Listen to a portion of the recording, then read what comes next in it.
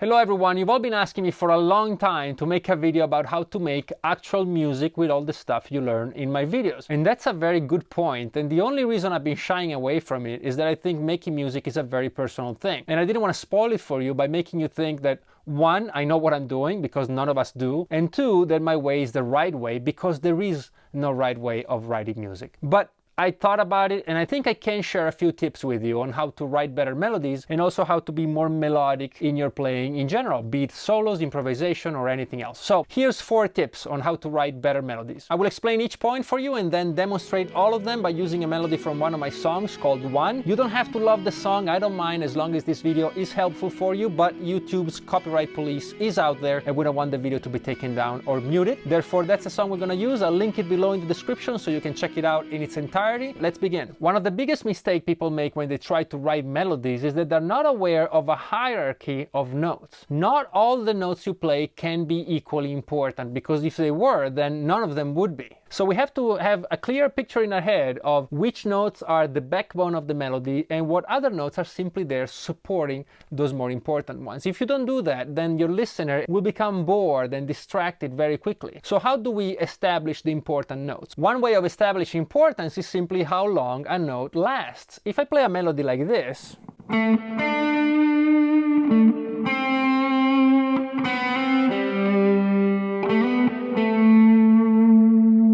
we can all tell that some of these notes seem to carry more weight than others. Some of these notes are where the message is and the others are simply decoration. Another factor would be where it falls on the beat. If we have a beat of 4, 1, 2, 3, 4, 1, 2, 3, 4, 1. This note that falls on the 1 seems to have a bit more weight, seems to have a bit more importance, and that's because it falls on the strongest beat. Play with the perception of this importance by, for example, going like this: 1 and 2 and 3 and 4 and 1.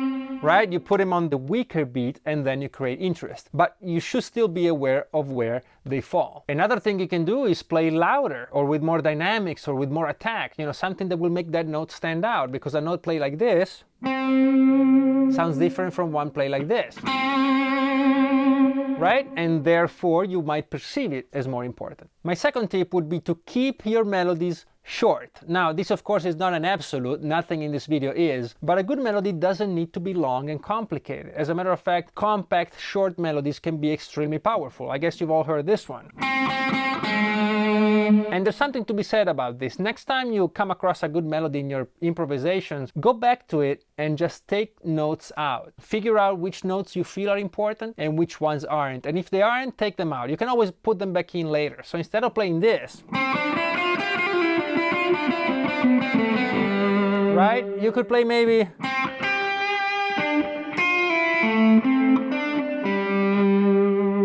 just by removing notes, I've created interest. I've created notes that feel more important because they last longer or they fall on certain parts of the beat. Everything we talked about in point 1. Always edit your melodies, make them smaller, make them more manageable, make them more memorable. Third tip would be to repeat, repeat, repeat. Because if you follow the first 2 steps, you probably now have a good, compact, powerful melody, and you can afford yourself the luxury of repeating it for your audience. And when you repeat something, you make it more memorable. As a matter of fact, in conversation, when you want to drive a point home, you repeat it for emphasis. And it happens the same way on the guitar. If I take a very simple melody, how about C, D, and E?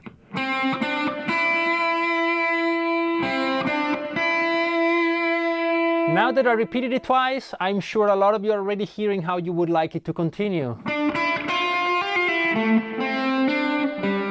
Was it that? Maybe it was something else. But what I managed to do by simply repeating 3 notes twice is to bring you in. I pull you into the melody and therefore make you part of it. If I were only to play it once, right? That's certainly not as compelling, you're certainly not as motivated to follow it, and you're not as invested emotionally in it. So by repeating, you can pull the listener in and then do with them what you please. And lastly, in this admittedly very short list, I would have to say variation is another incredibly important aspect of a great melody, and it builds again on the previous steps. Now that you have a great, short, compact, repeating melody, you've pulled the listener in, you've created an expectation in them, and now you can decide whether you want to satisfy that expectation and resolve it, or if you want to stretch it and stretch it thinner and thinner until it breaks. And variations are basically repetitions that take the melody somewhere else, and you can either build up the tension, you can resolve it, you can do all kinds of stuff. I'm going to demonstrate all this for you now with the song called One. If you want to listen to the whole track and the production, certainly check out the link below.